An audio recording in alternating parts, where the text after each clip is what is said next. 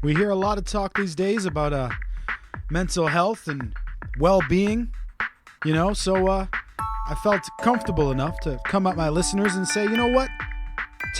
This day was a crappy day for Lees. So, I'm looking to all my loyal listeners and friends out there that maybe you're having a shitty day too, For me, it was just one of those days where every situation I was reacting negatively to, every idea or concept that was discussed I reacted negatively to, and I'm putting it down to just one of those days, man. I mean, we're over halfway through the season now, and at the beginning of this season, in my long diatribe, what I was trying to say was that it's important that if we realize what we are, that we embrace it, So when I realized I was an artist, I embraced it and I tried to run with it. I think it's equally as important to also run with the things and accept the things that we are not. And what I realized that I am not is perfect. Now, I'm not coming at that from an ego standpoint or anything like that. I'm just talking about in the ways that I react on a day-to-day basis to different situations and other human beings. Sometimes I know there's a better choice. I know there's a better way to handle it, but I'm not perfect. So I'm holding my hand up to it, and I hope that you can too, because I mean this with all the love in the world, loyal listener, but you're not perfect either. And you know what? That's cool too. We're going to have days where we're angry. We're going to have days where we're upset, and that's okay.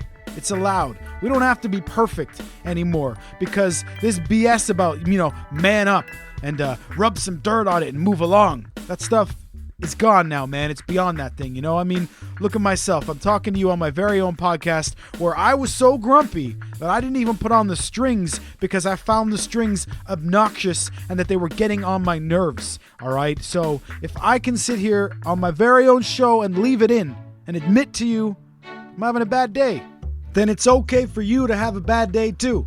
And don't let people give you this shit of like, what do you got to be sad about? What do you got to be upset about? It's not about that, man. It's not that we're not grateful for the lives that we have. Sometimes we just want to be pissed off and grumpy and feel sorry for ourselves. And that's okay too. Hi, Matt. I was looking forward to talking to you. It was so clear to me that this is just about basically one person talking to another. We all have the same excitements, passion, demons, procrastination. I've been cursed and blessed with an overactive imagination. MattLees Gets Creative contains themes and subjects that may not be suitable for everyone listening. If you're easily offended, we suggest that you get your podcast on elsewhere.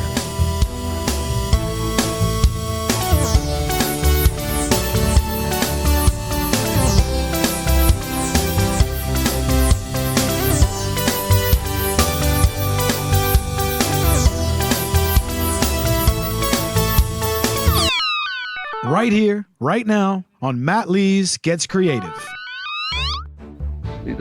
Roughly the same time as House of Pain, Jump Around. So we had a song that was a kind of bouncy jump around party tune like that. Mm-hmm. And the record company thought it wasn't, they thought it was a bit too rap, a bit less, but not pop enough, it wasn't melodic enough. So they did a remix of it, which was a lot more musical. And we were kind of, not sure about this. And they said, well, you're going to have to remix it again. So we spent the last of our money remixing it a third time with a producer who the record company suggested. So they did it. Record company heard it again and went, no, we don't like it. Put something else out. And we said, we've got no money. We've got no more recordings. And they went, okay, we'll just terminate your deal. And that was it. This week's episode of MLGC is kind of similar to the life of the subject himself, Mr. Terry Cooper. I wanted to speak to Terry. I've known him a few years now. I met him through Comic-Cons we were working at when he was playing Cardiff Jack Sparrow, which is an unbelievable Jack Sparrow cosplay that he does, and he's involved with children's charities and things like that. Unbelievable. I thought that enough would be a great reason. Then you start to get to know the guy and you realize not only is he an incredible visual artist, he is also an actor, a writer, a director, a musician. This was a great conversation. Don't forget to follow us on social media so you never miss an episode. It's at ML Gets Creative. That's for your Twitter and your Instagram. And of course, there's a Facebook group. You can email us, MattLeesGetsCreative@gmail.com. And if you get a chance and you have kindness in your heart, maybe check out our Patreon program. just like our good friend, the patron saint of podcasters, librarian Kate, has done. And as always, folks, thanks for listening. A bit of history, just because obviously I remember meeting you, but I hosted the first couple of Geek Fests. I see. I was the twat walking around with the megaphone. So there we Awesome. now we have a bit of history between each other. But yeah, I thought the idea of the show is because I'm a musician myself, always been a creative. So every episode, I just chat with other creative people of all types, musicians, actors, directors, writers, all manner of things. Okay. Just to kind of see, what makes everybody tick. And during those conversations, we always end up kind of finding that we have like a similar path, if you know what I mean. No matter what art we're in, we all seem to kind of have similar journeys, and that's what I really like about it. So yeah.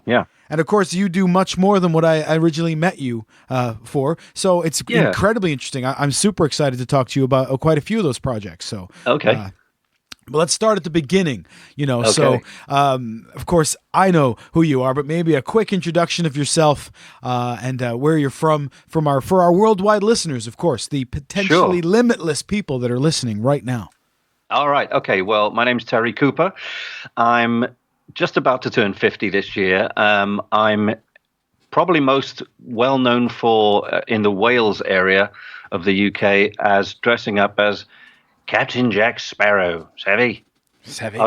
I've been doing that for about 11 years, but I'm kind of winding it down now. I'm not stopping completely, but I'm winding it down so I can start focusing on the things that I really want to do. I've just written and directed my first feature film, which is a sci-fi movie. And my day job, I'm a self-employed artist, illustrator. So I do storyboards, logos, comic books, graphic novels, that kind of thing. And in the past, I used to be in a rap band who had a record deal. So I've done a bit of everything. Yeah, I mean, it's really a fascinating. It's with respect, you're like an onion, sir. Yes, I am brown and hairy. Now, I've kind of done lots of things that I want to do. I think I get bored in like 5-year slices. Every 5 years I kind of decide I want to do something else. Not that I'm no good at anything, but I just kind of got to keep things interesting, Mm-hmm, absolutely. So, I mean, you've got like, toes in everything, you're doing everything. So where did it start for you, when you were a young kid? For me, for example, there was the day that I picked up the guitar and something kind of went click and I was like, oh, that's nice. So what was the first one for you? Obviously visual arts and even performing arts. I mean, you're most certainly a performer.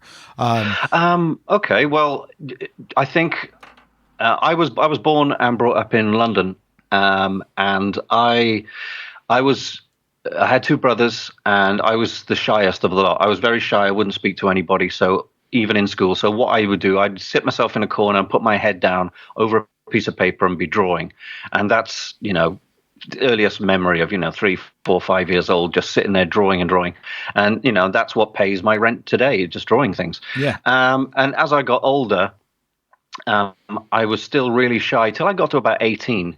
And then I started getting into the hip hop scene and breakdancing and all that kind of stuff. And then I thought, well, I'm pretty literate. I can write poetry. I can try rap. And then I got into rap about 85, sorry. And then that lasted for about 10 years. But in 93, we got a record deal with Warner Brothers, and we had 2 records in the charts. Not very particularly high records, but we had a great time and played Wembley Arena and all that kind of thing. But all along, I've still been, drawing and doing voiceover stuff.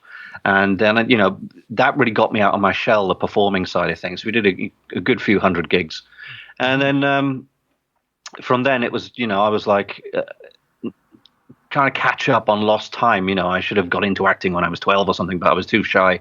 So now I'm just kind of doing a bit of everything. So I'm writing scripts, I'm filming stuff, I'm, acting in people's films, I'm just doing voiceover stuff. You name it, I'll do it. Yeah, which is great. I mean, it's the way to be, especially these modern era when you can do so much, quote unquote, yourself. Yeah. There's no reason that you shouldn't try everything that you think you might be good at. And then if you realize that you do have a skill for it, then all the better, Oh, sure. Yeah. I'm fascinated as a musician, of course. Fascinated. Yeah. What brought you to hip hop then? Was there a mixture of music? I guess growing up in London, you had more access to music than say growing up in Cardiff.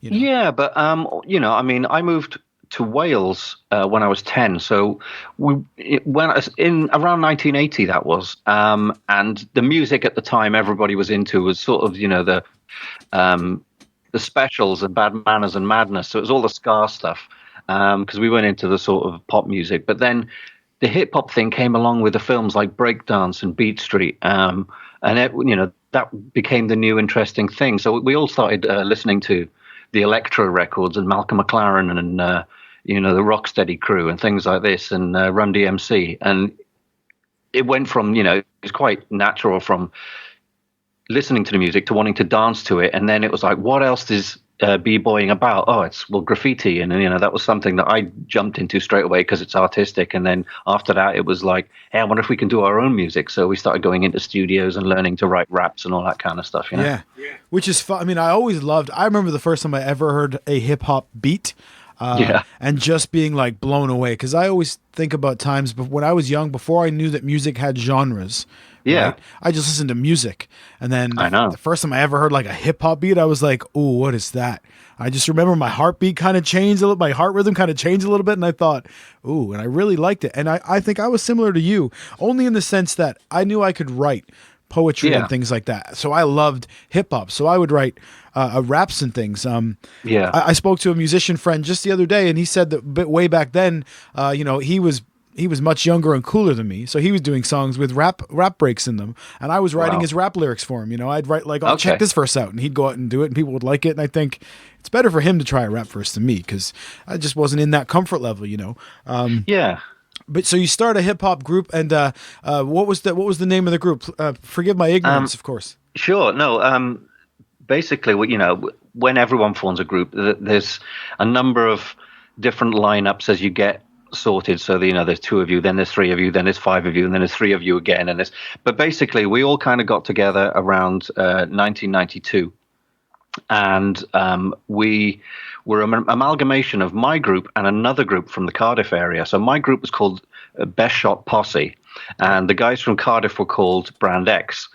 And so what happened was there was a TV show in the early 90s called Dance Energy, and that was like a BBC Two early evening show. It was all about music and hip-hop culture and reggae and all this kind of stuff. And they did a competition called Liftoff. So the competition basically was, get yourself a camcorder, because we didn't have phones in those days. Just get a camcorder, shoot a video to your own song, and send it in. So what happened is we decided to all get together, the five of us, call ourselves Best Shot Posse, and we sent a video in for a song called Bring On the Sunshine, which was kind of a summertime Jazzy Jeff kind of song. Yeah. And we sent it in. Now, what happened was a couple of weeks later, we got selected of one of 6 videos. So for 6 days in a row at 6 p.m., they would play 3 videos and ask the public to go to the telephone and ring in and, press 1 for the first video, 2 for the second video, etc. Mm-hmm. And we were on the first week, and we won that week. So we thought that was awesome. And then we won the second week, third week, fourth week, fifth week, and sixth week. So basically we won more votes. And I think it's because we were telling everyone, all our family and that, to go get down to the phone boxes and make repeated calls, really, really hammer the phones. Mm-hmm. And we won the prize. And the prize was to be shipped down to London for one weekend. We get to record the track in Psalm West, which is Trevor Horn's studio, where they did Feed the World, Band-Aid. Yeah. And then we did a video the next day in North London for the video. So basically, someone told us it got into the record books as the quickest turnaround of a British single ever.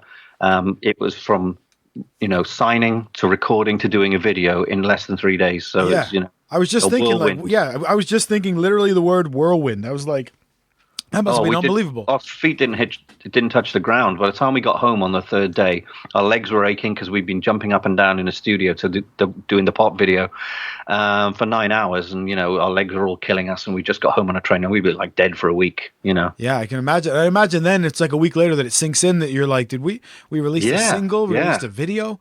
And back then we had photographs that we had to take on cameras and then get them developed and get the prints back. Yeah. And I've got hundreds of photos. And you're looking back and you go, this is me at 22 years old signing a record deal in a hotel. It's like crazy. It's unbelievable. Yeah, it's one of those just one in a million, lightning in a bottle type scenarios. That absolutely, it's just wild. The hip hop kicks off, but the whole time you're still drawing and still creating that way as well.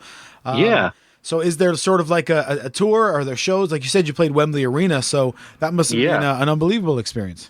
Well, basically, our manager worked for the BBC at the time, and he got us onto the Smash Hits tour. Smash Hits was it's gone now, but it's a big music magazine in the UK. Yeah. And they had a Smash Hits tour. So they had all the proper bands. They had, Take That and East 17 and M People and Eternal and all these kind of people doing their shows. But then they had a little competition. So I think we were living our lives through competition. So the competition was every show at Birmingham, Sheffield and Glasgow, they would bring on 3 bands to do their single, and they would get the audience to vote for the band. And all the audience had to do was stick a flyer in a bin marked for my group Best Shot. So we did our song, and then another band called EYC, which is an American band, they did their song, and then another band from Britain called Hope did their song. And at the end of the 3 shows, we were told, our manager came to see us, and he said, "Try not to freak out, but you've won the roadshow act." Now, we were over the moon, started jumping around, freaking out. And he said, "All right, okay, calm down." And so the prize for this thing was to, on the Sunday, which was like the 5th of December, to play live in front of 20,000, I think it's 10,000 people in Wembley Arena on a televised bit, and you win a big Smash Hits award. But this is where the music business comes in. Our manager said, "Unfortunately, you're not going to get the prize." And we were like, "What? Why?" He said, "Well, you did win it fair and square." I said, "Okay." Now, I mean, it's 25 years later, so I'm sure I can talk about this now. But what he told us was the American group, EYC, they're 3 really cool guys. They could sing. They all sounded like Michael Jackson. They could rap. They could dance. They had been touring with Prince and Prince and Whitney Houston for the previous year, and their record company in the States heard that they didn't win, and they threatened to pull all their acts from the roadshow. They said, well, you can't give the award to 5 unknowns from England, from Wales, so you better give it to EYC. So the Smash Hits people spoke to the record company, and they spoke to the promoters of the tour, Harvey Goldsmith Entertainments, and they basically came back to us and said, "Sorry guys, we got to give the award to EYC, despite you winning more." And we were like, "What?" We think we had this whirlwind thing. We got a record deal from winning a competition, straight to Smash Hits, into the studios, recording songs, and then we win this massive award. We play Sheffield, Glasgow, Birmingham, and then on the day before we go to London, to Wembley, they go, "Sorry guys, we're giving the award to someone else." So we had to, we didn't hold EYC against, we didn't hold a grudge, because the guys in EYC didn't know at the time. They were completely not aware. They thought they'd won legitimately. So we were like, "Congratulations, guys, well played." But we did get to play Wembley Arena. The show lasts all day. It's only televised between like 6 and 7 p.m. But we got on stage around, I think, 2 p.m. So we got to do our song anyway in front of the full crowd of people. It just wasn't televised, but it was just an amazing, amazing thing. It was a little bittersweet, because we could have got even further with that, because EYC had a couple of big hits in the charts after that, but we kind of stalled at number 64 in the charts. So there you go. I mean, 64 is still incredible, but it's... Yeah. Our record company said, well, if you guys can get into the top 40, we'll give you an album deal, because we were surviving on singles deals, which wasn't much money to drive everybody around and put us up in hotels. And they wanted us to get into the top 40, and our manager reminded them that, Take That first 3 singles didn't get into the top 100. And he said, these guys have hit 64 already, and they're constantly touring. So, give them a shot. And they kept dangling this carrot of a record deal, an album deal. And we hung on. We recorded another song, and then we got the support with E17 on their UK tour. So it just grew from there. Mm-hmm. Yeah, but that's such a harsh reality of the music business, isn't it? Or sadly, it's a harsh reality of real life, I think. Because, I mean, you were young at the time. Sure. And then you get that first time where you kind of get, you kind of get screwed over, right? Yeah, and then totally. You have that moment of like, what? Yeah. Yeah, we felt like, everything was going like a dream. It was like something off one of these, like the movie Fame. It's like all of a sudden some guy goes, "Hey, we like what you're doing." Because the BBC could have, done our single, put it out as, part of the prize, and then just let us go. But the manager, the guy who was running the BBC show, said, "Look, do you need a manager?" And we're like, "Yeah." Mm-hmm. So he said, "Okay, well, I want to get into music management, so I'll manage you guys." And that's how it kind of it spiraled on. So then he managed to, after the smash hits problem, he managed to get us on tour with E17. Yeah. Now, are you at that point? Are you kind of sort of disillusioned with the music business? Is that the right term? Because you're kind of like, Oh, we were annoyed, but we were still thinking, we've still got a deal, we've still got a record company behind us. Yeah. A manager's still fighting for us, so we were pretty happy, and we were, going, these things happen, and the manager put it across as if to say, well, this happens to early bands, that you got to take the rough with the smooth, and I know you guys are going to make it. He was very supportive, so he basically said, "I'm going to see if I can get you on the E17 tour." And then, a few weeks later, he came back and said, "Yep, we've got you on the tour." So that was like a month of touring with E17. So we played to England, Scotland, Ireland, and Wales, and it was like 100,000 people in total. So, that was the jumping off point for the next single. Yeah, and that must have been, like you said, must have been phenomenal to kind of look around at your buddies and think, there's a lot of people here. Look what we did. Look where we got to. Oh, man. Yeah. We played a bigger crowd than Wembley when we were the E17. We went to the Point in Dublin, which is famous for like U2 concerts and things like that. And I think there was 15 or 20,000 people there. I mean, it wasn't our show, but it was E17 and a couple of other bands. But we came on as the E17's main support. And, you step out there with an absolute, ocean of people waving their hands in the air, and they all seem to know your song. So you do your single. They've been, watching TV and buying smash hits, etc. And they all know your song. And if for a second, that for at least for the 3.5 minutes, that crowd is your crowd. No, of course it is. Yeah. It was nothing like it. It was fantastic. Yeah, and that's the one we mentioned, like all the artists kind of have the similar path. A lot of us talk about it. We compare it almost to like a drug addiction. Yeah, totally. That moment of like buzz where you look out and the crowd's singing along to your song. I mean, I've had it myself on a much smaller scale, but I've still looked out to a crowd and seen people singing along with me. And you get that moment where you almost stop and you're like, oh wait, I can't stop because that's me, Yeah. So you have the weird out of body experience where you can kind of imagine yourself watching yourself on stage as it's happening. And, again, like a drug addiction, by the time it's over, you go back off stage and you sit down and you're trying to process what's going on, but you're completely exhausted because you've given it everything, and you need just to come down. We were driving to hotels at 3 a.m. after every gig, just kind of silent. On the way to the gigs, we're all buzzed and exciting and talking, and on the way back, we're just silent. Not because we're depressed, but it's just a natural kind of low. You're just completely spent, and I was like, that's it. I need to sleep. Yeah, you expend yourself fully on that. So when you perform on stage, and then it's just kind of shutdown time, Yeah. But then it's kind of, we always talk about the other side of the harsh reality of it, which is like the next morning you're trying to wash your socks in the sink in a hotel. Oh yeah, yeah. It's just one of those incredible juxtaposition, I think, that people just never consider. Yeah, I mean, my mother was one of them. She's she was a little old lady at the time, and she kept saying to me, "When you're going to get a proper job, it's not going to last forever. And do you know how many people want to be, famous?" And I said, "Mum, we've just played Birmingham NEC, we've just played Sheffield, we've just played Glasgow, we just played Wembley." And she was like, "Well, she was playing it down."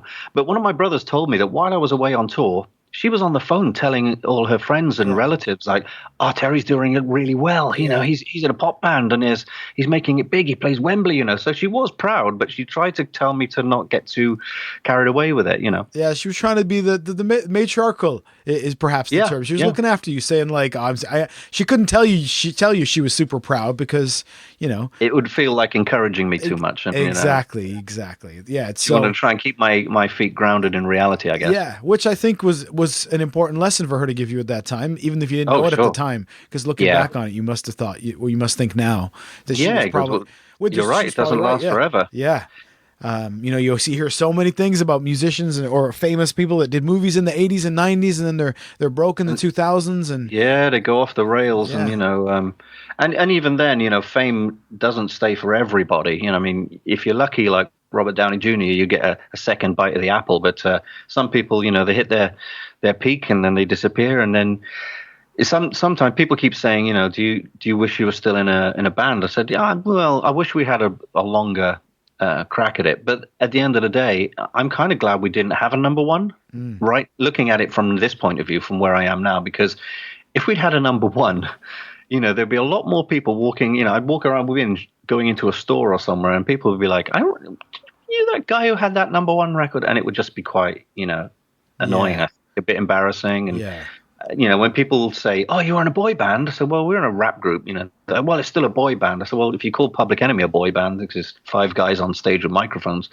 you know, call it, you know." But we were a rap group, and they go, "Oh, have I heard of you?" And you're like, "Not really." Some people have, though. I remember getting a job in 2000 in a British Telecom, and I was in a call center, and I was having an interview with the girl who was like supervising, and she sort of stopped and went, "You look familiar." She said, were you ever in a band? I'm like, "Oh yeah, here we go. Who told you?" And she's like, No. She said, I saw a E17 about 2 years ago. No, not 2 years ago, in 93, 94. And she said, "Were you in that band that like supported them?" I was like, "Yep, that was me." And she said, "That's it." And it just spread around the entire company. They were like, "He's that guy in that band," you know. Yeah. So it never goes away. No. So, you know, I'm quite chuffed. I'm quite proud. It was like an achievement, you know, regardless of whether we, you know, didn't make it rich or famous. But, you know, for 2 years we were pretty famous, and it was great fun. No, you know, that kind of thing. Yeah. Now, I don't mean to be presumptuous. I can compare it to my own experience on a much smaller scale. But that high and that low of finding myself one night playing in a bar in Waterloo, Ontario, Canada, with a sold out crowd singing along, screaming our songs back to us, and then 2 days later I'm working in a call center. Yep. With respect, I mean, I have so much respect for people who can do the job at a call center. I can't do it because it was so soul crushing to me. And again, I'm not being disrespectful about it. It's just no. I did it for 2 years, from 2000 to like 2002, and you know, it was hard, and just the pressure that you're under. Basically, your job is there to have people shout at you, and you've got to placate them. So, you know, nowadays when I'm on the phone to whether it's, you know, the tax office or the, you know, the internet provider, and I'm really nice to the call center guys, and I'm like, the first thing I say was, "Guys, I used to do this job, and I don't hold you personally responsible for anything, but I do need help." And they appreciate it. They're like, you know what we're doing, you know where I am. Yeah. I say the same thing every time. It's funny you say that, because I say that to every call center person too. Is I used to do this job, man. So just help me as best you can, and I'll help you as best I can, and let's just see what we can do. Because that's not what we're here to talk about. But it is such a difficult job. I'm sure there are many difficult jobs, but because we've both done it. But I mean, especially as an artist or a creative person who knows that you're quote unquote destined for something else, right? Yeah. So I mean, I think a creative person's always thinking of the next creation, whether it's, you know, writing or music or art or whatever. And if you're stuck in the 9 to 5 or the you know, the factory job or you know, the call center, you're just kind of thinking, you feel like your wings are being clipped. Oh, absolutely. You can't wait to get out, and you do burn the candle at both ends, because the time that there's been stolen from you, you know, in your job on the weekends and evenings, you stay up late and you're just trying to do as much as you can in that time. And it's the other way around. I mean, it's like, I'm self-employed, so the money isn't great and it isn't regular, but it's just enough. But I've got all the time in the world. But then I've got friends who are creative who have got the 9-to-5s and they hate it because they've got the money and the rent paid, but they haven't got any time to do anything creative. Yeah. So I'm kind of probably prefer where I am to have more time to create and just about get by. Yeah, absolutely. Because how much is that time worth that you get with yourself and your creations? Because I mean, you know, it's so hard. I mean, it's again, I completely agree with you. Clipped wings is such a true statement. You know. Yeah. So then the music career, you know, you do your tours and things like that, but it doesn't really lead you much anywhere else. Does that sort of just fizzle out? Is that sort of a fair way to look at it, or? Yeah, kind of. Basically, after the E17 tour, our record company was saying, you've got to put a third single out because you've had two. The first one was number 91 in the chart. Second one was 64. The third single now will push you into the top 40. And our manager said, well, if you get into the top 40, we can get you onto the top of the pops, and you're instantly in the big league, and you'll get an album deal off the record company. So we recorded a song, sent it to the record company, and they said, no, we don't like it. And this was a song that it was roughly the same time as House of Pain, Jump Around. So we had a song that was a kind of bouncy jump around party tune like that. And the record company thought it wasn't, they thought it was a bit too rap, a bit less, but not pop enough, it wasn't melodic enough. So they did a remix of it, which was a lot more musical. And we were kind of, not sure about this. And they said, well, you're going to have to remix it again. So we spent the last of our money remixing it a third time with a producer who the record company suggested. So they did it. Record company heard it again and went, no, we don't like it. Put something else out. And we said, we've got no money. We've got no more recordings. And they went, okay, we'll just terminate your deal. And that was it. We were out the door. We were roughly £80,000 in the red, but they wrote that off because they terminated the deal. So we were like, whew, legal fees, all the money that we had to recoup for touring and videos and all this kind of stuff. They just wrote it off, £80,000. So I was like, oh. So on the one hand, we don't know all this money, but on the other hand, we'd lost our deal and we'd been kicked out because we couldn't give them the top 40 hit they wanted. Yeah, and I mean, but not only that. I mean, you very well could have given them that hit. Sure. We went straight back into the studio after losing the deal, and we put together 6 songs straight away with some friends who could produce for us for free. And there was definitely singles there, but by that time, the record company had said, we kind of washed our hands of it, And to be honest, the people running the A&R department in that record company at the time weren't into rap in the slightest. We had guys, one of our head A&R men was the manager of the Happy Mondays. So he loved his sort of Manchester guitar music and this kind of thing, but he knew nothing about hip hop. And then the guy running his department, the chairman, was he used to play bass in a pop band called Haircut 100, with Nick Hayward back in the 80s. And, it was a pop thing. And he was literally a cigar smoking guy with a Mercedes who knew nothing about hip hop. And we were trying to be a bit more hardcore and a bit less pop. And it was too soon to be throwing our weight around, I think. But we didn't really want to go down the really pop route to be the next Take That. We wanted to be a bit harder than that. So we couldn't see eye to eye. So our manager said, I'll try and get you another deal. Didn't work out. Soon the manager left. And guess what he did after that? He put together 5, the boy band. And then he put together Steps. And now he works for Simon Cowell. So, wow. I think it was a live and learn experience for him too. Yeah, I think so. Because it's probably, especially being uneducated in the rap or hip hop thing, right? Yeah. We'll head right back to our conversation. I know. We all hate ads on our podcasts, but indulge me, if you will, just for a moment. Here at MLGC, we've started a patron program, but it's not like many of the other programs that you hear about, and that's for one special reason. And that reason is, it's all for a great cause. See, during season 1, we donated half of all our patron donations to the Velindre Cancer Center right here in South Wales. It's a fantastic hospital run by amazing people that are saving lives every day, including my own. For season 2, we wanted to step things up, so I'm glad to let you know that from here on out, we're donating 100%. That's each and every penny we receive through our kind supporters to the Velindre Cancer Center. Sure, we could use the funds towards the cost of running a show, but we wanted to do more with your kind donations, so we're paying it forward. If you'd like to help out, you can join the Creative Club, and it's $5 a month. You get access to exclusive episodes, a chance to submit questions in advance for upcoming guests, and you'll have the knowledge that you're helping me help others. I know everyone can't afford to donate to every cause, no matter how worthy they are. But if you are looking to spread some love, like our dear friend and supporter, the patron saint of podcasters, Librarian Kate, then we'd love to have you be a part of it. Check it out at patron.podbean.com/MattLees Gets Creative. That's patron.podbean.com/MattLees Gets Creative. Join the Creative Club and help us battle cancer one podcast at a time. I just came up with that last part on the fly. That's pretty good.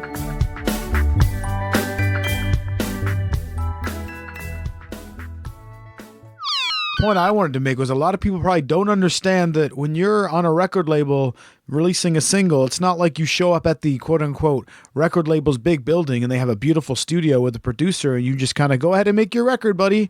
No, you have to pay for all that stuff. You have to pay for your touring trucks and you pay for that stuff. And then if there's money left over, the record label cuts you a deal, and that's sort of how it works.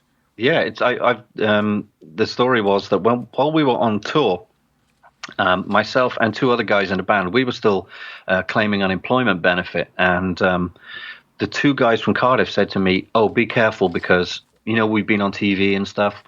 The benefits agency want to know how much money we're making from a record deal." So I went in to sign for my unemployment benefit when I got back. And a guy said, just a second. And he ran into an office. And then one of the managers called me in and he sat me down. I said, "Yeah, what's wrong?" And he goes, we've got reason to believe you're actually in a band with a record deal. I said, yeah, I am. Yeah. Because I thought there's no point in lying about it. Mm-hmm. And he said, "Well, you must be making loads of money." And I said, "No, I'm not." And he said, "Well, why are you signing on as unemployed?" I said, "Because I am not making any money from this." And he's like, "It can't be. You're making you've got a record deal. Surely it comes with millions of pounds." And I had to sit him down and explain to him, it's like a bank loan. I said, "Look, these companies invest money in your recordings and everything else, and it all goes on a big slate. You never get to see any of it, but you have to earn all that back in record sales before you make any money." Mm-hmm.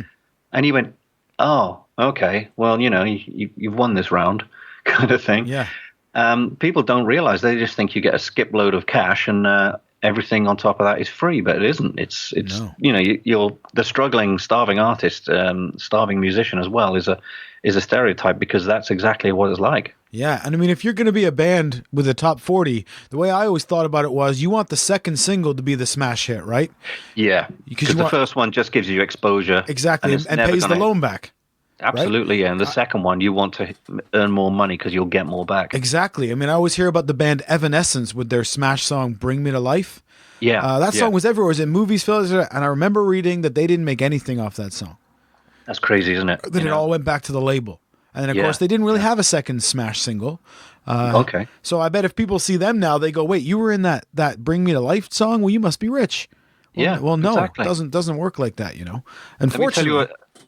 Sorry, I'm going to tell you a horror story. All right. From before we got signed even. Back in 1991, before we got a deal in 93, but in 91 we were still doing demos and playing like the local schools and village halls and things like this. So we did a cover version of Bill Withers' Lovely Day, and we put raps over it, Mm-hmm. And the guy who recorded it for us said, "I've been on the phone to Sony Records, and they're going to send an A&R man down to Wales to see one of your shows and, consider what you guys are like." So they sent this guy down from Sony, and we were playing a girls' school. So it was like the best crowd because it was all schoolgirls screaming their heads off. We were like the Beatles. Yeah. So we came on and we did all these songs. We did like 6 numbers, and we finished off with this Lovely Day cover. Which is a phenomenal bass line, by the way. Unbelievable. Oh, yeah. Because I think around 1990, it got re-released as a kind of... They put a beat over it. It was like, I think it was the Ben Lee brand mix, and it was a bit more, and it got back in the charts. So it was in the charts again since Bill Withers first released it back in, I think in the 60s or 70s. Yeah.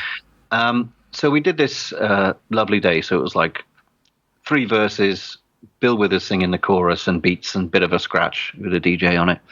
And the guy said, "Really love the songs. You guys obviously know how to do it live. I'm going to go back and, things are, don't go signing any deals, guys, because we're interested. And we were like, oh my God, this is the big time. Yeah. And then nothing, silence. So we constantly rang the guy, and he was like, not around, busy, etc.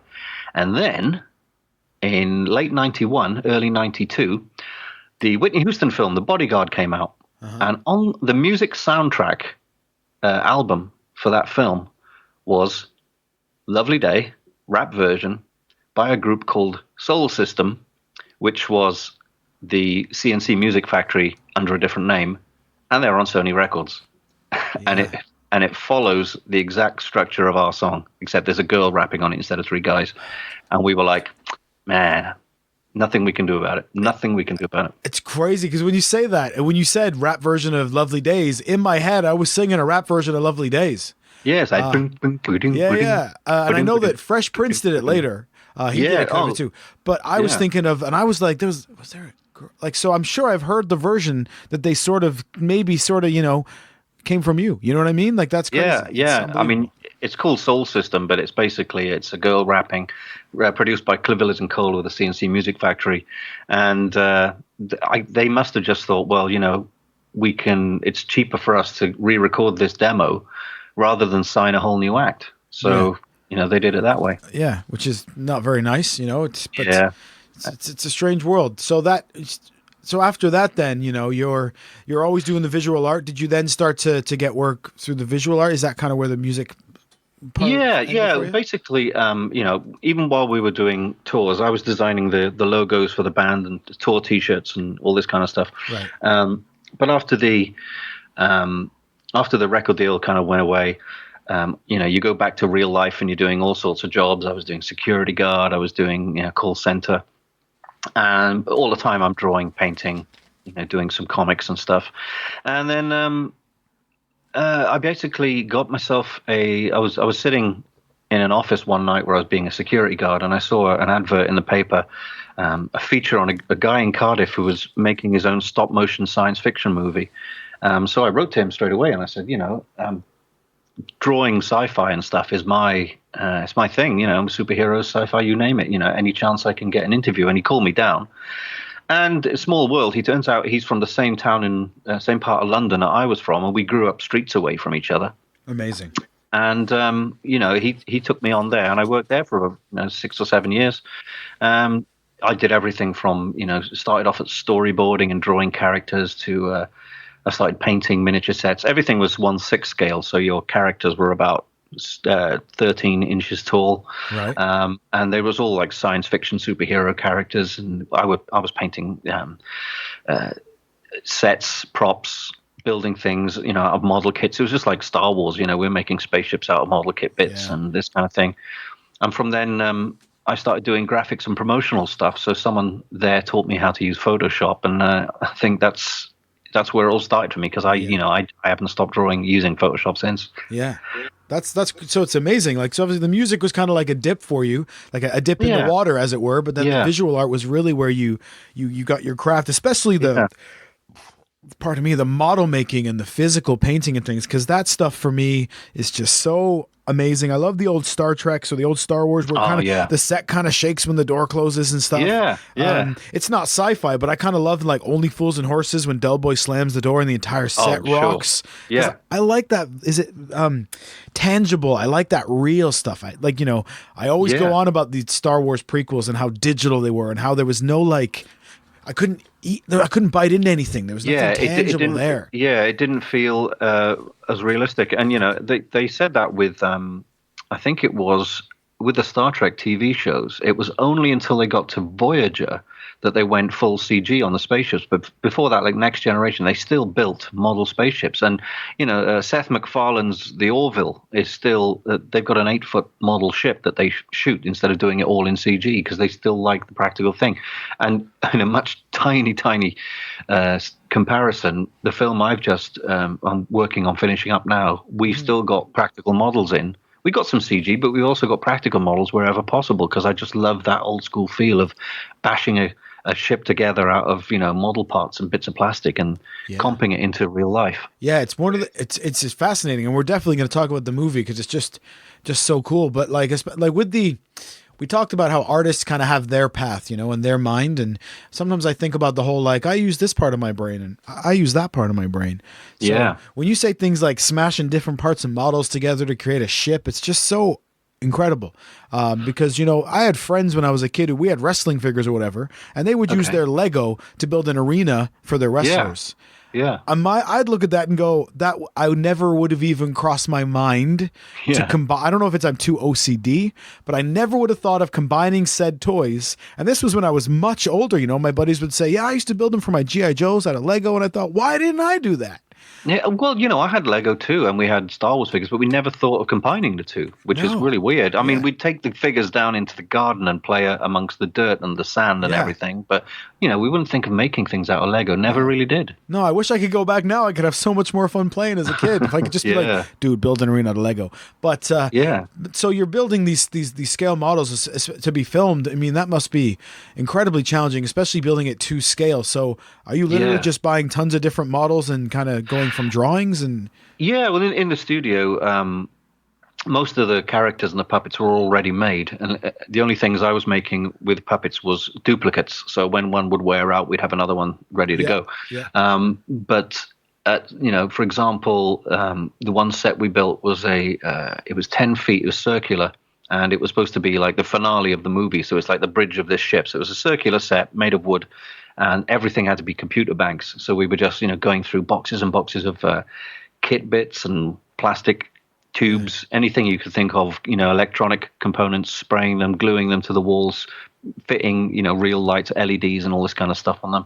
So for me, that was like, oh, this is the best job in the world, because I've seen so many making of Star Wars documentaries and stuff like that. Yeah. And this felt like, my if I'm never going to get a part in a Star Wars film. And at that point, it was gone 1983, so there was no sign of a new Star Wars film on the horizon until 99. So I was like, well, this is the best I'm going to get, so why not? Yeah, I think you meant gone 1993.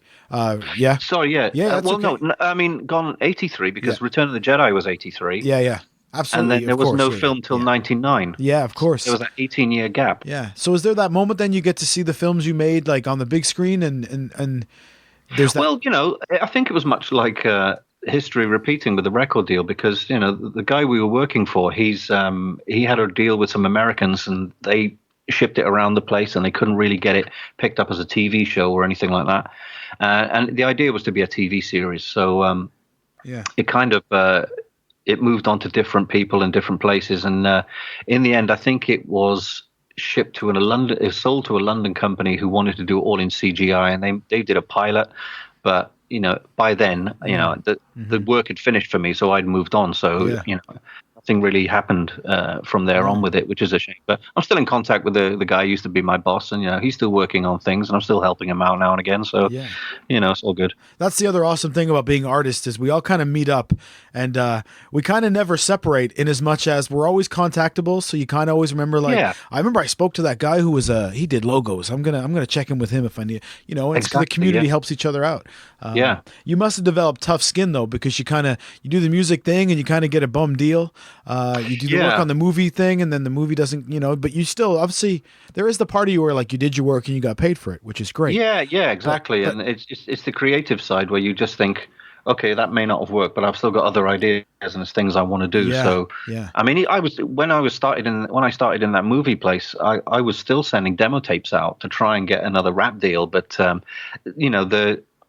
in the 90s, things had kind of, the late 90s, things had kind of moved on. So people weren't sort of looking for those kind of bands. And by then I was 28. So that was probably a little bit old to get, a record deal, because they're looking for 16 and 17-year-old kids, basically. Yeah, absolutely. So, I mean, but especially as a creative, because we're also inherently, I think, sensitive and prone to hurt feelings and things. So it can really get you down when you do all this work and effort, and then Oh yeah, and I mean that goes on to today. I've done countless things since that kind of get nearly there, and you're kind of thinking this might be my big break.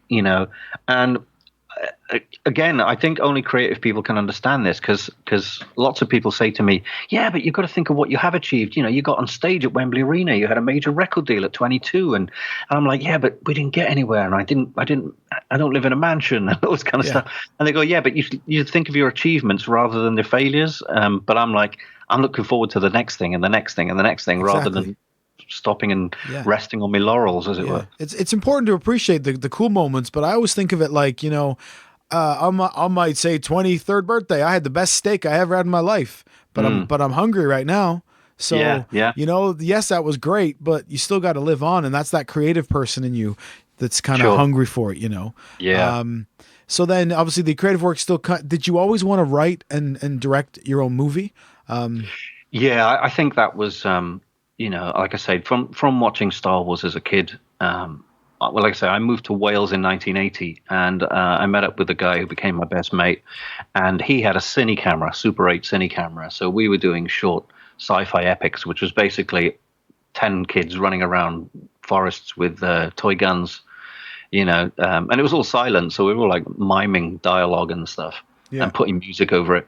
So, I was like, oh, one day we'll, got to get a movie done. So everything I did, especially when I was working in the stop motion studio, you got to see editing, and you got to see more things like that. So it was a case of like, I think I could do something like this. So you just start coming up with ideas and trying to write things. But I never really made anything until, literally about 7 or 8 years ago, because at that time, before the whole digital filming thing came in with phones and digital cameras, it was all camcorder on VHS, and I hated the way it looked, because the VHS camcorder was, super low quality, and you had those, it looked like a wedding video, I was in a short film that a guy made back in late 90s, 98, 99, and it was like a gangster film, but it was all done on a very big VHS camcorder, and it had that sort of white blocky subtitles underneath that you kind of program into the viewfinder and played it, and it was just, the sound was bad, and the tracking, interference was going up and down the screen. It was like a really bad sort of 80s video, and I thought, this just doesn't look like a movie. It doesn't look cinematic, So it never really got to me. So it wasn't until, like I say, 7, 8 years ago that I kind of started thinking, now we've got digital, cameras and digital phones, and you can make a movie on your phone nowadays. Yeah. And it still looked better than something that was done on a top of the range camcorder back in the 90s. Oh yeah, it's unbelievable. That's how much it's changed. We sound like old men saying that, but like, there are kids who they've got better filming power in their phone than we had, with big camcorders, and it's amazing. You shoot in full HD on a Samsung or an iPhone. Yeah, and then not to mention you can add effects and edit it right there and then. That was unbelievable to much younger folks back. When we were young, as it were. Let me make us both sound old and let make the younger people feel a bit more thankful that they're living in the modern age, because when we did films on Super 8, editing, I had to literally sit on a chair, get a flashlight between my knees, pointing up, put the film across the flashlight so I could see the light shining through it, work out the bits that were not right, cut them with scissors, glue them with tape, move them along. And then for gun flashes and laser beams, I literally got like a needle and scratched the emulsion off the film. So when you scratch the emulsion off the back of a Super 8 film, it sort of cracks and folds over, and it leaves like a kind of blue scratch. Mm-hmm. So it kind of looks like electricity when you play it through the film. So I'm basically animating it frame by frame. And when you think the frames are, something like 4 millimeters square on a Super 8 film, you're just kind of scratching these tiny things, through not even with a magnifying glass. My eyes were much better back then. And we were just scratching laser beams and gun flashes onto the film, literally. Yeah. And nowadays, you just download an app and, press gun flash and you've got gunfire everywhere. Yeah, and when you think of like editing on an iPhone, right, and you drag and drop, like you're dragging it, and you're like, wait, no, one more second. Oh, wait, just another split second with his arm, just move. Yeah, perfect. Yeah, you can't do that when you're cutting it. Yeah. No, once you cut, you think, well, I can't actually put 2 more frames back on because the film gets really weak because it's held together with pieces of, clear tape. So it's like, and if you put too much tape over it, the whole picture goes foggy because you put sellotape over, the film. Yeah, and that just doesn't exist anymore. No, thank goodness. In my radio broadcasting days, I was right after them editing audio the same way. Yeah, with razor blades. Yeah, absolutely. Yeah, I still knew guys that were old school and still edited that way. We still had the equipment and the reel-to-reels and things, but I never had to do it, luckily. No. But yeah, it's just wild how much things changed. Like now with this Off-World, I mean, the stills I've seen, this thing looks unbelievable. Now, thanks. Did we show a trailer at Geeked Fest? We did have a trailer playing. I don't know if it was on a big screen or anything. I can't remember, but there was. We did have a table there with like the trailer playing on a laptop, etc. And that's you can see that on YouTube. That's still there. Yeah, so it's quite a task to write, direct, and be in. I can imagine. Yeah. I just wanted to direct it and write and co-write it. I got somebody else to help me write it because I know if I'd have left it to myself, there would be big holes in it, and it's always good to have somebody to kind of check over your work and go, well, this doesn't make sense because of this said earlier and things like that. So I got a friend to co-write it, and I just wanted to direct. So we started shooting, and we did a number of scenes that were set in the big set we built. We built a big spaceship cockpit in somebody's garage. So we had this big spaceship. We filmed all the scenes, and then a few weeks later, the guy who was playing the pilot called me and said, I can't commit to the rest of the shoot. And he was a good actor, and he's done features and things, but he was having, problems at home, etc. And it was a long way from home, and he couldn't commit to a 6-day shoot. So he said, I'm really sorry about this, but I don't think I can go ahead with it. And I said, well, you called me at the right time because, it's better than telling me halfway through the shoot. So I said, okay, fair enough. We'll recast. And we were 3 or 4 days before the 6-day location shoot when we couldn't find anybody. It was a bit too, because there was a lot of dialogue to learn. And most of the cast said, Terry, you wrote the character, the character, just jump in and do it yourself. Mm-hmm. And I'm like, there's an extra hat to wear. So it wasn't an ego trip. It wasn't one of these things like written, directed, and starring me. It was more like, okay, I'll do it. Don't get me wrong. I love acting and stuff, but I would rather have just been directing it. But, it was fun. It was nice to, even now, it's been 2 years in post-production. And it's nice to see myself on screen anyway. I thought, well, at least I got on screen if it wasn't a cameo or something like that, Yeah, it's kind of like Kevin Smith always said. He put himself in his first movie because if nothing else, one day he could always show his kids and go, look, see what I did when I was in the movie. That's very true, yeah. But like you look at this trailer for this movie, and when you hear somebody say like, oh yeah, it's an indie sci-fi film, some people may jump to an assumption, right, of like quality and level of everything. Sure. But this thing looks unreal, man. Like the visual effects, the ship, unbelievable. So is that something you had connections in because working in the industry? Because you must have had some really, really fantastic people working with you on this. We did have some great people working on it, and a lot of the connections for people doing CG and special effects and costuming and all this, a lot of them came from. I did a college course late in the day from 2003 to 2006. I did a degree in computer animation. Now, I can't, I got my degree, but to this day, if you put the program in front of me, I would not know how to make a cube because I basically I learned it at the time, got my degree, and then I haven't opened it since because I didn't take to it. Mm-hmm. I scored extremely high on like movie theory, storyboarding, character design, voice acting, all that kind of stuff. But when it came to the actual CG animation and building, I wasn't too great. I did enough to get a degree, but it didn't turn me on as much. So I stuck to the pre-production stuff. But I stayed in contact with the university, and anytime I need some help, I can call on the lecturers there, and they will say, well, we've got some students here who can do CGI and other guys who can do costuming and stuff. So especially with social media, you can stay in touch with all these people, and you can hunt around for groups and find actors and locations and anything you need, really. Yeah, it's an amazing thing. Like we were talking about earlier about like artists, you never kind of lose touch. You always kind of stay as a posse, as it were. Yeah, absolutely. Because especially speaking digitally, like I'm releasing songs right now with a band. None of us have ever been in the same room together. I mean, during the recording of the songs.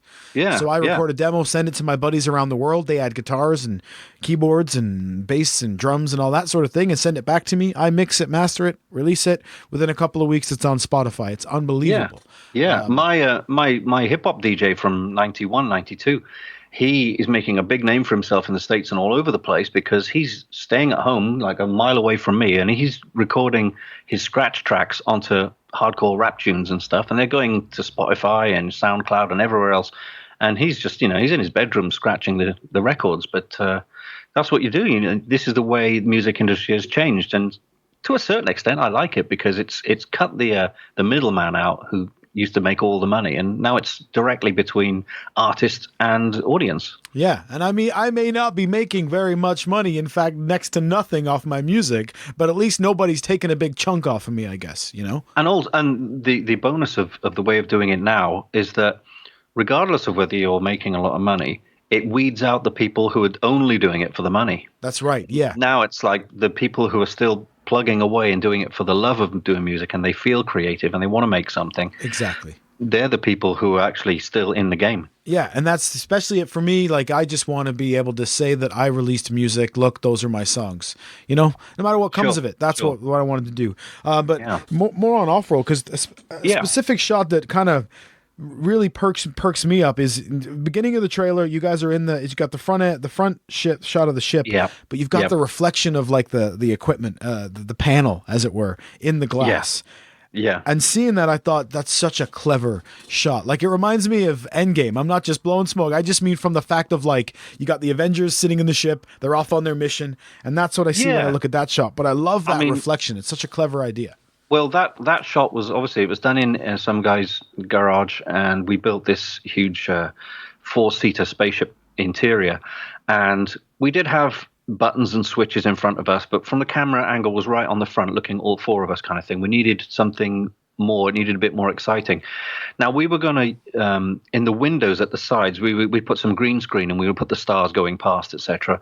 But there wasn't enough going on in front of us, so I was speaking to one of our effects guys, a guy called Gareth Wood, who's I know from the stormtrooping side of things, the UK Garrison, 501st Legion, and he's amazing at visual effects. And he said, why don't I put these holographic displays in front of everybody? So you've got these transparent displays floating in front of us with all, the gadgets and all those orange lines and text and graphics coming up. So it's just like they're completely holographic, and we're looking at those. And he's even putting a little bit of J.J. Abrams lens flare on it, and it just it really brings the thing alive. So he's done an amazing job. Yeah. And it must be incredibly difficult doing this as an indie project because, again, this does not look like a movie somebody made on their iPhone.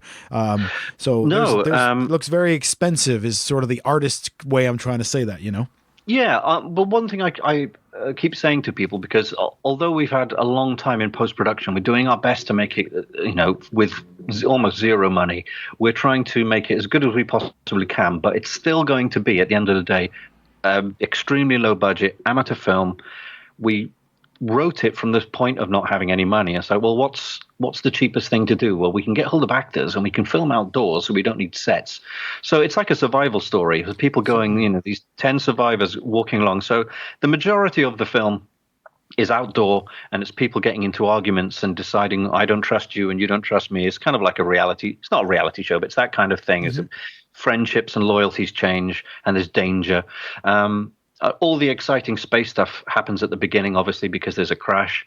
But I don't want people to think that, when Off-World comes out, it's going to be this, George Lucas, James Cameron epic. It's not. It is 10 people arguing in a field, which is the lowest way of putting it. But I've seen it countless times, and we've got to the point where it's locked and it's ready to go for sound mixing now, and we're all pretty happy with the way it's turned out. It's a lot better than it would have been a year ago. So we've we've used the time wisely. So fingers crossed. And that's important. I mean, that's a mature artist, I think, that made that decision to like, let's just finish it. Let's do it right. Rather than like, let's just get it out, you know? Well, some people do. You know, we had originally had a deadline of 30th of December last year to put it out. And we thought, oh, we'll have a showing in a local cinema and this. But at that point, we edited the movie down to sort of 70 minutes, and it was okay. And we realized there were still things that need doing. So when you needed to fix things in post and, you know, move trees in the background, and there was like, you know, there's a seagull over there, paint it out. So we're digitally removing things. So we did a load of fixes to shots like that. Mm-hmm. And as we were getting close to that deadline, I got contacted by an American distribution company from LA who said, we saw your trailer on YouTube and we're really interested in, you know, doing some sales or marketing with you if you're interested. I'm like, yeah, sure, absolutely. Because we were just going to put it on YouTube or Vimeo, you know. Mm-hmm. So this company started talking to us. We had a number of Skype calls. And they said, you know, what was the budget on this movie? It looks amazing. And I'm like, £10,000 Kickstarter. And they were like, really? You did really well with that. And I was like, okay, well, you know, don't get too excited because it is, you know, 10 people walking through fields arguing. And they said, yeah, it looks great. You know, we're definitely interested in it. And they tried to, they asked me if I would sign contracts with them there and then, you know, or as soon as possible. And I refused, not because of any sort of ego. It's more a case of, if I sign a contract with you now, there's a certain time span. I think it's like 90 days where you've got to deliver the film. And it wasn't ready. And I thought, if I sign this, I'll instantly breach the contract because our film's not ready and not complete. So I explained this to them and they were perfectly fine with it. I'm like, sure, absolutely. You want a film to be better? Come back to us when you finished it. So that's kind of where we are now. So, you know, we're basically in the last stages of getting the film mixed for sound. And, you know, it should be done by the end of the year. And that's when we sign contracts and we see where it goes from there. Yeah. And that's that excitement, huh? That's that. Yeah. You're almost getting ready to release your baby to the world, right? Again, it's like the record deal thing. We were expecting something small. We were just going to put it on YouTube and use it as a showcase for everybody who was acting and behind the camera. And out of the blue, you know, an LA-based distribution company says, hey, we're interested. Yeah. And again, there may be zero money in it for us. It may be, you know, the percentages, again, they've got to spend money on marketing and they've got to make that money back before I get any or before the film makes any money. But even if we don't get anything, it's still got a lot further than it would have originally, you know, just sitting on YouTube. Absolutely. Because ultimately, as artists, we create these things because we want people to watch them, listen to them, read them. Yeah. Yeah, I mean, I don't think anybody jumped into this going, we'll make a film and then we'll get rich. You know, I don't think anybody does that. You make a film because you love film, and you make a record because you love music, and you make, you know, do a painting because you want to create a painting. Rather, you don't think of the end product. If there's money or a reward or some prestige that comes with it afterwards, then great. You know, that's an added bonus. But generally, you just do it because you want to create things. Yeah, absolutely. I mean, well, I for one can't wait to see it. When people say that, I always go, me too. Yeah, of course. I mean, I've seen it hundreds of times. Yeah. To the point where I'm going, oh, do I have to watch it again? But you've got to keep an eye on it and, you know, make sure things are the way you want it and fix any last minute glitches or whatever. But, you know, I've seen it so many times without mixed sound or any music on it. But when it comes back from the sound mixers, it'd be a complete new dimension. And then I can sit back, watch it on a big screen and just go, ooh, right, okay, now that's a movie. Yeah, absolutely. I mean, I'm the same with music. When I would have heard a song hundreds of times, right? But when the keyboard player sends me the keyboard take, then I get to add that, and it's a whole new song all over again. Yeah, sure. I did that in the studio. You know, we'd spend long days in the studio listening to the same bit of music, even if sometimes it's 5 seconds long, and you're just going, replay it. And then you have a headache and you're coming home, and if you've finished a song back in the day, it used to be mastered onto cassette, and we'd be in my mate's little car driving home, and we'd put the cassette in and we'd just play the song 12 times in a row and go, that sounds really good on cassette, doesn't it? You know. Mm-hmm. So even if you've got a headache, there's a buzz from the finished article. Yeah, because you didn't hear it on the tape yet. You heard it in the studio, but you didn't hear it in the car yet. Yeah, there's different things in it. You hear it, you want to try it at home, you want to try it on a Ghetto Blaster, you want to try it on your home stereo and then in a car and everywhere else. Yeah, for us, we'd go in the studio, we'd beg the guy to burn it onto a CDR for us, which was such a big deal back then. We had to pay for our first CDRs. It was like £50 each or something for a CD. Yeah, and unbelievable. Now you can do them on your computer. You can do them for free. Yeah, now producers just give me songs on a USB stick, Yeah. Here's what we did today. There's no moving parts. No, absolutely, which is such a wild thing to think. It certainly is changing. Well, listen, this has been fascinating. I've really, really enjoyed this talk. I'm amazed there isn't an autobiography, unless there is. Well, do you know what? I do have a publishing deal. I've had 3 books out, and my publisher keeps saying to me, "Do you want to write an autobiography? Because you've done loads of things." And I'm like, and until I get famous for something, I don't want to be like, I think I call my autobiography Nearly Man. Nearly did this, and then nearly did that, and nearly got there with this. I have quite a long and interesting and very varied kind of life. Like I say, there's always has to be something new to keep me interested. And I've done a load of things. And like I say, I was even acting, and I'm still doing acting, and I'm still writing books. So it's like, and drawing every day. So I don't know. It might make a good read. It might not. I don't know. You never know. Well, if that creative tendency ever leads you to wanting to do a podcast, and you need to know a podcaster who can do stuff like that, now you do. So I love podcasts. I really do. Yeah, and I do too. What do you listen to? We might as well have a quick little side chat. Well, I'm always listening to Hollywood Babylon with Kevin Smith. Yeah.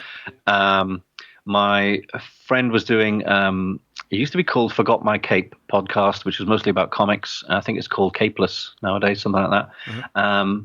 I was a co-host on a podcast recently, but because I'm doing Off-World, I haven't had time to podcast, and that's called The Movie Goons on Facebook, which is all about, mostly sci-fi and superhero movies, that kind of thing.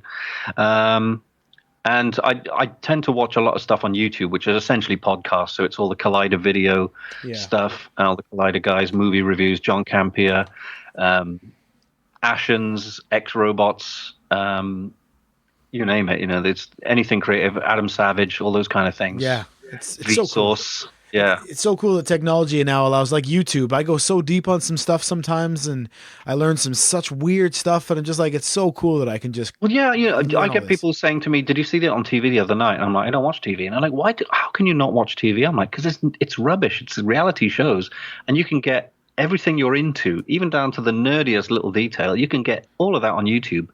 So one minute I'm watching, like last night I'm watching the making of Bond films, and then the next day it's like Adam Savage building spacesuits out of stuff in his studio. So it's like anything you want. I always find myself going down the dark path of theme park videos, like real deep, nerdy, behind the scenes engineering and ride design and Disney theme park stuff. Okay, yeah. I go into all the animatronic stuff. Like the Imagineering stuff and all the Stan Winston kind of things. Yeah. But then I also start going into UFO videos, and I'm not like a tin hat wearer, but a tinfoil hat. But I'm kind of like UFOs and conspiracies and even hilarious stuff. I mean, I'm not a flat earther. I watch some of those videos, and that's more entertainment than anything else. Yeah, absolutely. And so you're watching some of those all night last night watching the American presidential debates, the Democratic debates, and I said, "Oh, goodness me, politics, man. I thought our country was messed up, but the U.S. is having trouble too." I know. It's funny. You watch some of those videos, like the flat earther and the conspiracy theories ones, and you always have that split moment where you're like, "Ooh, that makes sense." And then you think, "Uh-oh, turn it off."